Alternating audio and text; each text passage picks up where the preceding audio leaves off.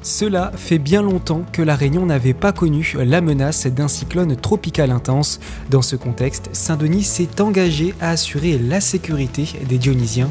Dès mercredi, la ville mettait déjà tout en œuvre pour accueillir les Dionysiens en difficulté, notamment au travers de ces centres d'hébergement. Donc là, une soixantaine de places seront mises en place ici à Champfleury, une centaine de places pour les SDF, les sans-abri sur 2 canons, et aussi des centres d'accueil d'urgence, donc au Brûlé, à la Montagne 15e et effectivement à Bois-Neuf, si jamais des personnes seront en difficulté pour pouvoir être accueillies.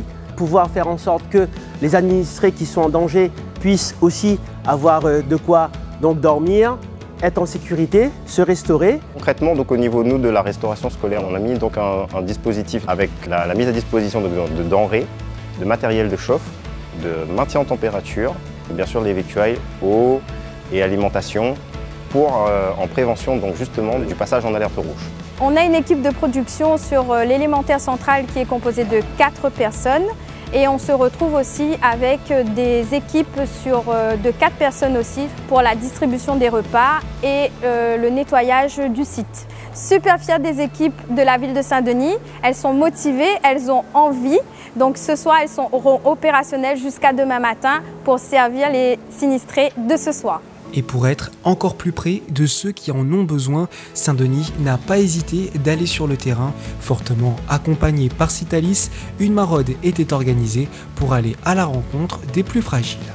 Depuis ce matin, on essaie de retrouver, du moins rassembler les personnes qui sont sans abri et sans domicile fixe, puisque avec l'approche du cyclone, on a bien évidemment la volonté et le souhait de les protéger au maximum, puisque ce sont les personnes les plus vulnérables de Saint-Denis. On vient à leur rencontre pour leur proposer de venir dans l'un des 2 centres d'accueil, en l'occurrence à 2 canons, pour qu'ils puissent être en sécurité pour ce soir avec l'alerte rouge qui se prépare. En soutien de ces centres d'hébergement, la ville a mis en place un standard téléphonique. L'objectif était d'être opérationnel et offrir le meilleur soutien possible aux Dionysiens. Ici, vous avez des personnes qui sont là pour réceptionner des appels de citoyens, de Dionysiens et de Dionysiennes qui appellent parce qu'ils ont à signaler qu'un arbre est tombé, qu'un poteau est fragile ou alors pour leur propre sécurité. Donc on coordonne. On écoute, on agit. Donc c'est extrêmement important parce que quand les choses se corsent ou deviennent très difficiles, les gens ont besoin de savoir où je peux appeler pour avoir la bonne réponse et pour me protéger.